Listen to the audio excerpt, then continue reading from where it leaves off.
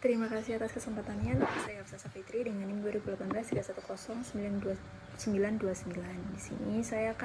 Di sini kelompok kami akan menjelaskan tentang perbandingan standar domestik dengan standar akuntansi internasional dan motif adopsi akuntansi internasional. Sebelumnya, saya akan membahas tentang pendahuluan dari bab ini. Pendahuluan dari bab ini adalah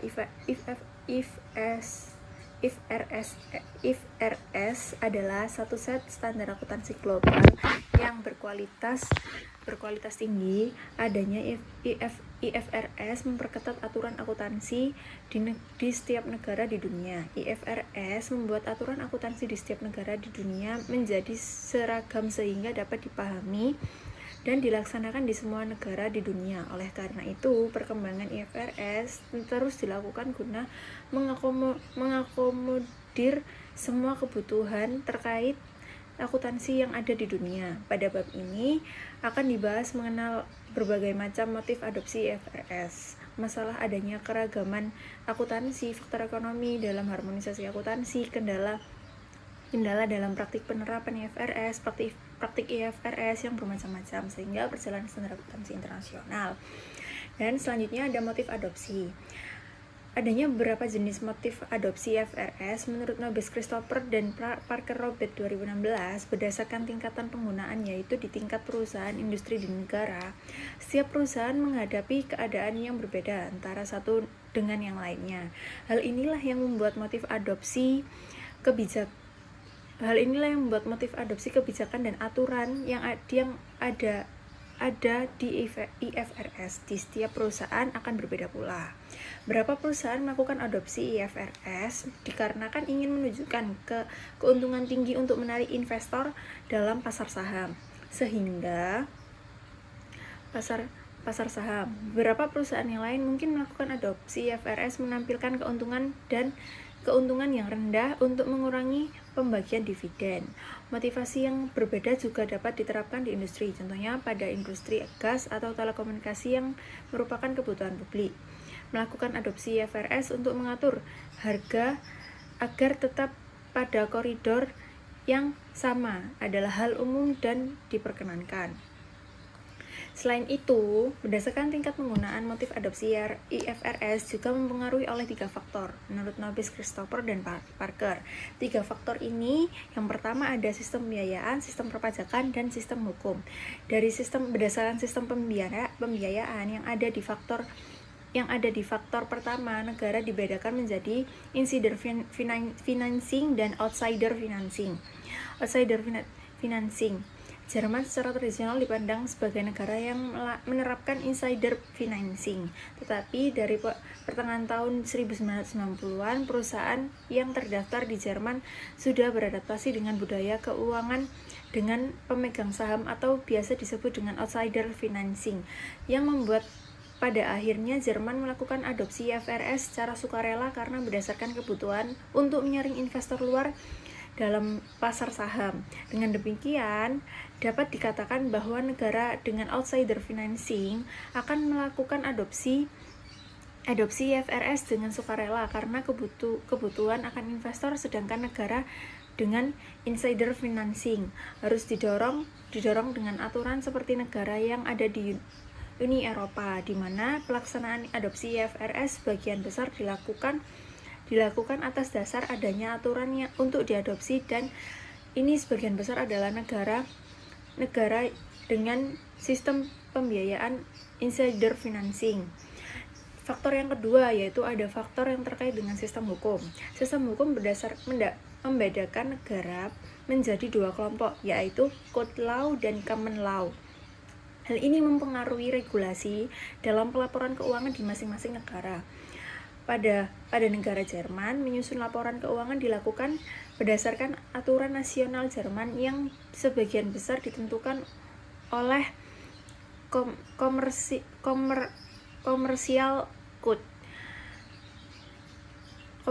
Code dan undang-undang perpajakan yang bisa disebut menggunakan sistem hukum code law.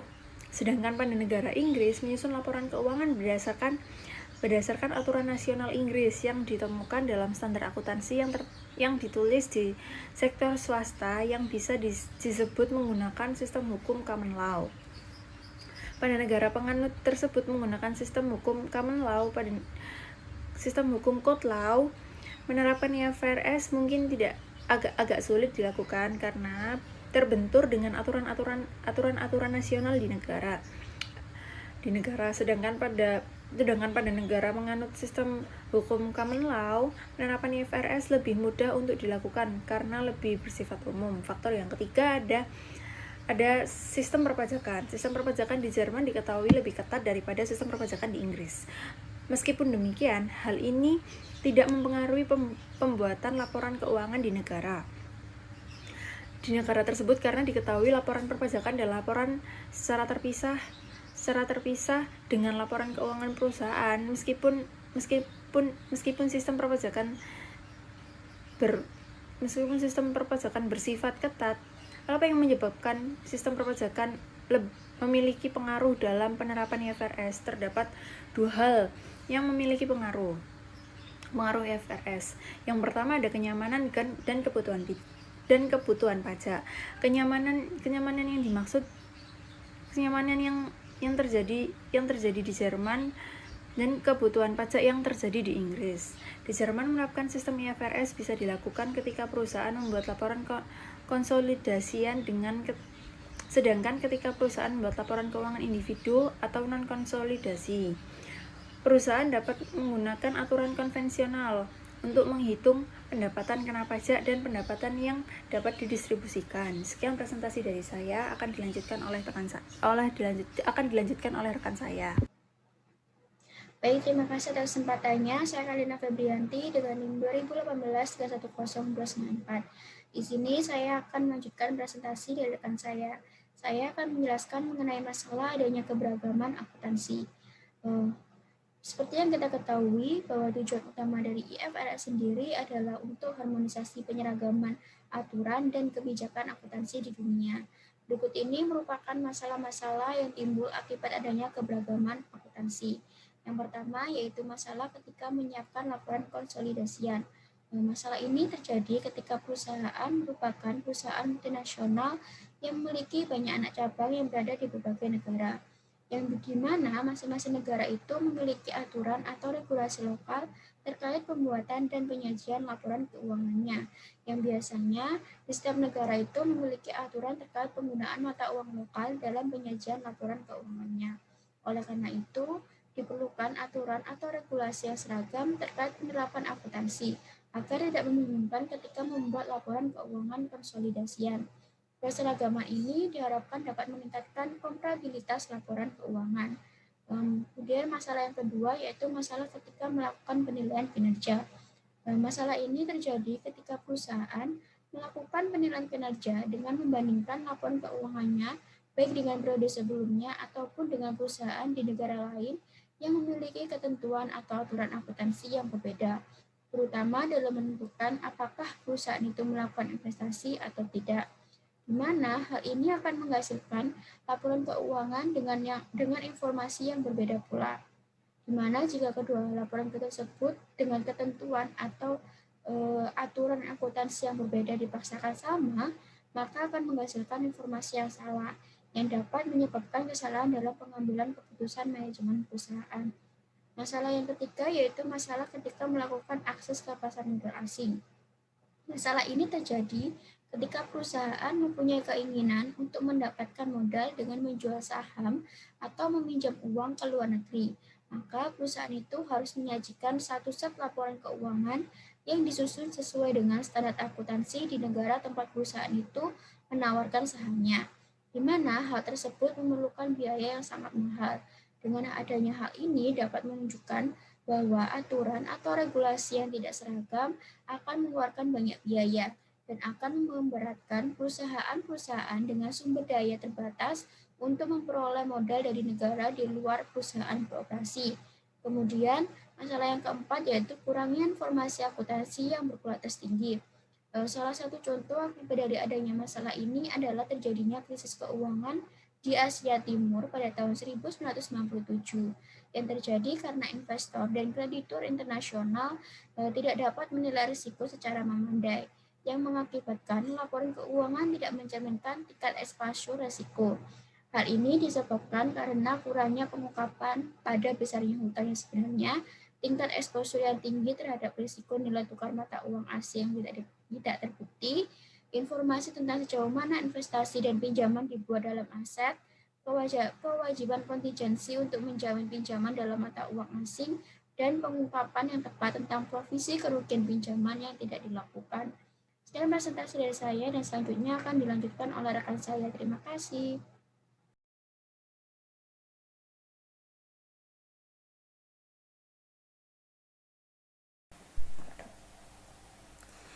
Terima kasih atas kesempatannya. Nama saya Elsa Putri Dwi Justina dengan NIM 2018 310295. Di sini saya akan melanjutkan presentasi dari rekan saya. Selanjutnya terdapat faktor ekonomi dalam harmonisasi akuntansi. Harmonisasi atau penyeragaman aturan dan kebijakan akuntansi berupa IFRS tentu saja berdampak pada perekonomian suatu perusahaan. Di sini yang pertama terdapat peran harmoni akuntansi internasional dalam divisi ketenaga kerjaan. Di sini terdapat menurunkan biaya. Jadi jika standar pelaporan keuangan yang diterima secara global tersedia, hal ini akan memungkinkan perusahaan untuk menurunkan biaya akuntansinya karena telah tersedia aturan atau standar untuk global. Lalu selanjutnya menciptakan pekerjaan baru di negara berkembang. Jadi dengan adanya adaptasi standar akuntansi dunia, perusahaan jadi dapat lebih mudah untuk memusatkan pelatihan akuntansi yang diberikan kepada karyawannya, dan perusahaan dapat mendirikan pusat pertanggungjawaban keuangan dan akuntansi. Lalu ada menghasilkan sistem yang lebih sederhana dan menarik. Jadi di sini tuh atas dasar laporan standar fiskal dan situasi ekonomi, perusahaan menjadi lebih transparan dan dapat dibandingkan di berbagai negara. Standar yang terpadu ini mendukung investor kecil untuk memeriksa dan membandingkan data dari berbagai negara. Biaya untuk memperoleh informasi ini jadi semakin lebih mudah. Lalu selanjutnya ada harmonisasi akuntansi internasional dan inovasi keuangan. Inovasi keuangan yang dimaksud ini inovasi dalam produk keuangan seperti perjanjian atau kontak kredit, pinjaman yang terkait dengan suku bunga. Perjanjian kredit dianggap sebagai salah satu contoh inovasi keuangan karena dengan adanya perjanjian kredit ini memberikan manfaat lebih baik untuk pihak peminjam maupun yang memberi pinjamannya. Jadi dengan adanya harmonisasi akuntansi ini diharapkan dapat mempermudah proses perjanjian kredit karena dapat menyeragamkan pandangan antara peminjam dengan pemberi pinjaman. Selanjutnya faktor ekonomi yang ketiga yaitu pengaruh harmonisasi akuntansi terhadap biaya transaksi. Biaya transaksi dipengaruhi oleh standar akuntansi internasional.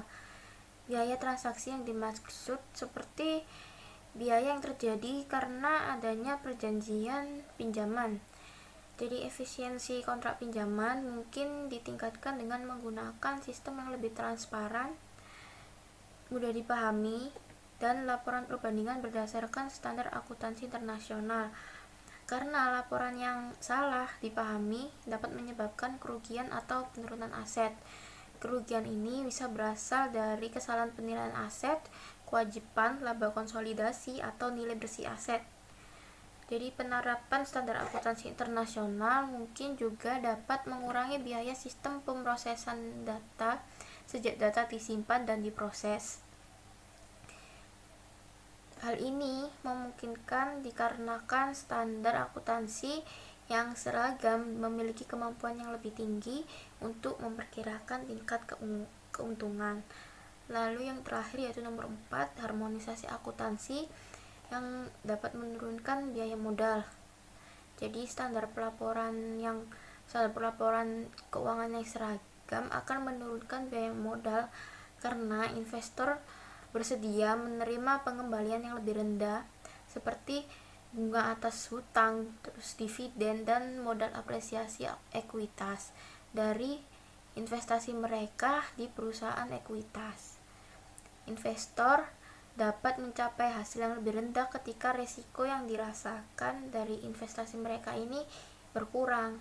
Jadi risiko ini fungsi dari banyak faktor, tapi risiko mengacu pada risiko investasi yang berasal dari kesulitan dalam memahami prinsip akuntansi yang diterapkan oleh entitas pelapor, dan kemungkinan bahwa standar pelaporan keuangan dapat tidak ditaati secara beragam.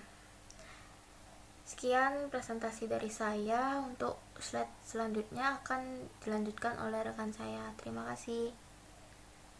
Baik, terima kasih atas kesempatannya. Perkenalkan, nama saya Miftahul Jannah dengan NIM 2018-310-354. Di sini saya akan melanjutkan presentasi dari rekan saya. Saya akan membahas tentang kendala dalam praktik penerapan IFRS. Secara teori, IFRS hadir dengan tujuan untuk memberikan penyerangan aturan dan kebijakan akuntansi untuk seluruh perusahaan yang ada di seluruh belahan dunia. Selain itu, IFRS memiliki banyak keunggulan dari aturan dan kebijakan akuntansi lokal yang digunakan di masing-masing perusahaan yang ada di dunia. Meskipun secara teori IFRS menawarkan banyak keunggulan, ada hal-hal yang secara praktik yang menyebabkan penyerangan kebijakan dan aturan akuntansi global berupa IFRS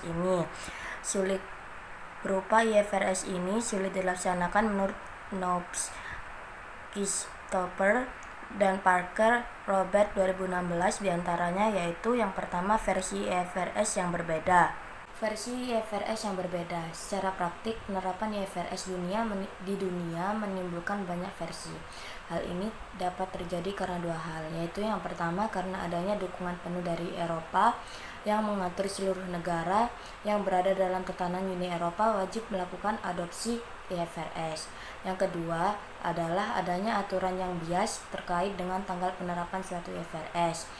Yang kedua, terjadi terjemahan yang berbeda. IFRS Foundation memiliki official translation termasuk komit peninjau hasil terjemahan untuk memudahkan setiap negara dalam melakukan adopsi IFRS. Terdapat banyak terjemahan resmi yang disediakan dalam banyak bahasa, diantaranya adalah bahasa Arab, Cina, Jepang, dan Rusia. Yang ketiga adalah kesenjangan dalam IFRS. Kesenjangan IFRS dapat terjadi karena ketika suatu perusahaan memiliki permasalahan yang terjadi dalam IFRS.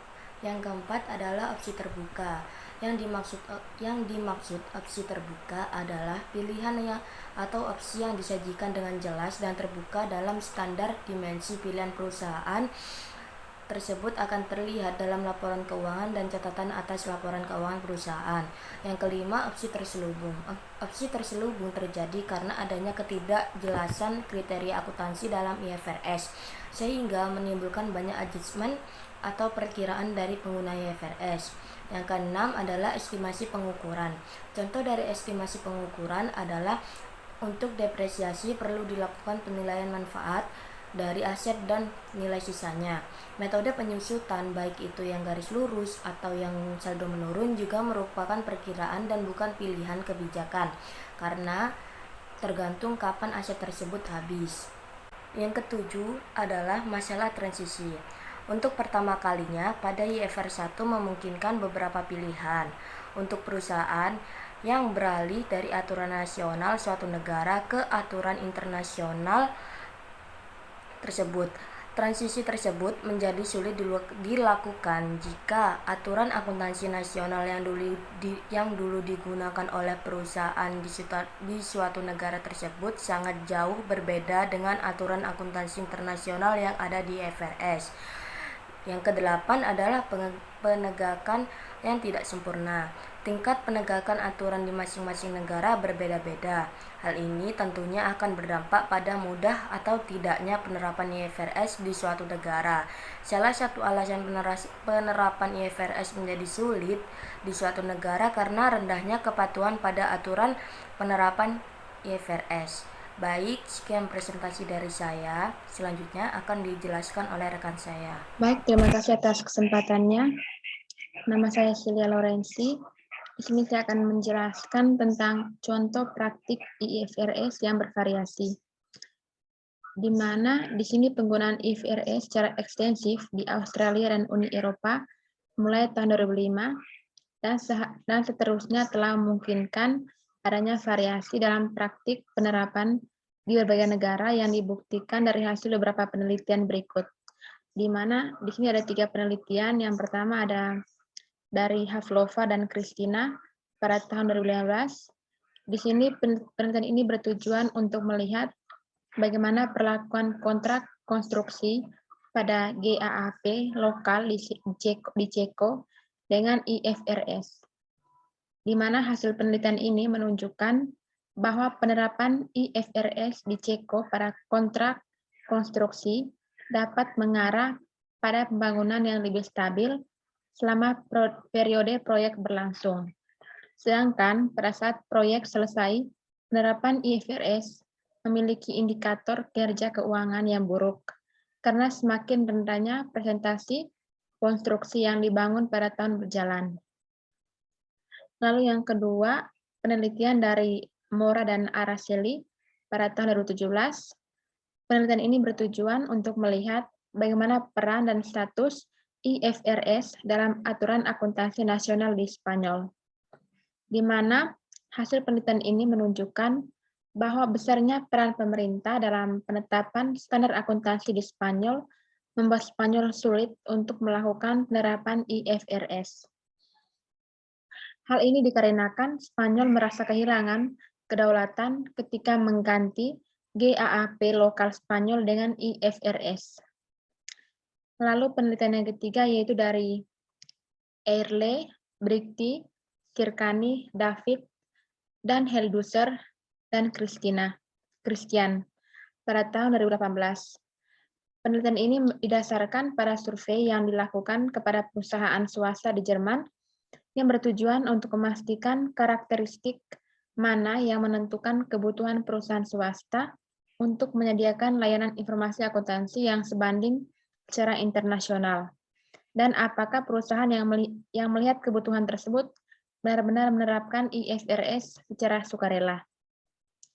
Di mana hasil penelitian yang ketiga ini menunjukkan bahwa perusahaan yang lebih kecil, meskipun merasa membutuhkan memberikan informasi akuntansi yang sebanding secara internasional kepada pemangku kepentingan, seringkali tidak berlaku. Baik, sekian presentasi dari kelompok kami. Terima kasih.